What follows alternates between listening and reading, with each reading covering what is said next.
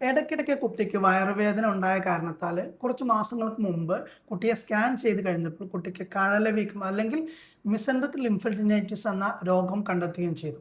അത് കഴിഞ്ഞ് കുറച്ച് മാസങ്ങൾക്ക് ശേഷം വീണ്ടും കുട്ടിക്ക് വയറുവേദന ഉണ്ടായി. സ്കാൻ ചെയ്തപ്പോൾ വീണ്ടും അതേ രൂപത്തിൽ ലിംഫ് നോഡ് എൻലാർജ്മെന്റ്, കഴലവീക്കം നിലനിൽക്കുന്നു. ഇത് എന്തുകൊണ്ടാണ് സംഭവിക്കുന്നത്? ഇത് എന്തുകൊണ്ടാണ് മാറാത്തത്? ഇനി എന്താണ് ചെയ്യേണ്ടത്? രക്ഷിതാക്കൾ അറിയേണ്ട പ്രധാനപ്പെട്ട കാര്യങ്ങളെ കുറിച്ചാണ് പറയുന്നത്.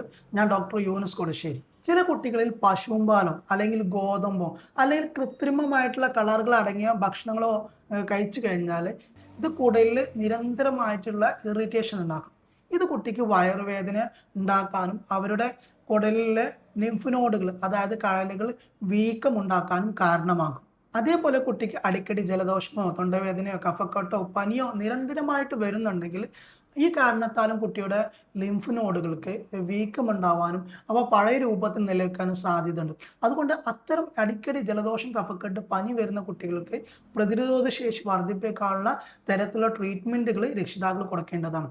മൂന്നാമതായിട്ട് കുട്ടിക്ക് നിരന്തരമായിട്ട് ഇത്തരം ബുദ്ധിമുട്ടുകൾ ഉണ്ടാകുകയാണെങ്കിൽ അതിൽ വിദഗ്ധമായിട്ടുള്ള ടെസ്റ്റുകൾ, അത് നമ്മുടെ കുട്ടികളുടെ കുടലിനെ ബാധിക്കുന്ന TB പോലുള്ള ബുദ്ധിമുട്ടുകളുണ്ടോ, അല്ലെങ്കിൽ സീരിയസ് ആയിട്ടുള്ള IBD പോലുള്ള ക്രോൺസ് ഡിസീസ് പോലുള്ള രോഗങ്ങളുണ്ടോ, അല്ലെങ്കിൽ സീലിയാക് ഡിസീസ് പോലുള്ള രോഗങ്ങളുണ്ടോ എന്ന് തിരിച്ചറിയാൻ വേണ്ടിയിട്ട് വിദഗ്ധമായിട്ടുള്ള ടെസ്റ്റുകൾ ചെയ്യേണ്ടതാണ്. നാലാമതായിട്ട് ഒരു ഡോക്ടർ കണ്ടപ്പോൾ നിങ്ങൾ കുട്ടി കുഴപ്പമില്ല എന്ന് പറയും, പക്ഷെ നിരന്തരമായിട്ട് കുട്ടിക്ക് ഈ ഒരു ബുദ്ധിമുട്ട് നിലനിൽക്കുകയും ചെയ്യുന്നുണ്ടെങ്കിൽ രണ്ടാമതൊരു നല്ലൊരു ഡോക്ടറെ കണ്ട് അതിൻ്റെ സെക്കൻഡ് ഒപ്പീനിയൻ തേടൽ വളരെ നല്ലതാണ്. മറ്റു ഗൗരവപരമായിട്ടുള്ള രോഗങ്ങളില്ല എന്ന് ഉറപ്പുവരുത്തേണ്ടത് ഓരോ രക്ഷിതാവിൻ്റെയും ഏറ്റവും പ്രധാനപ്പെട്ട കടമയാണ്.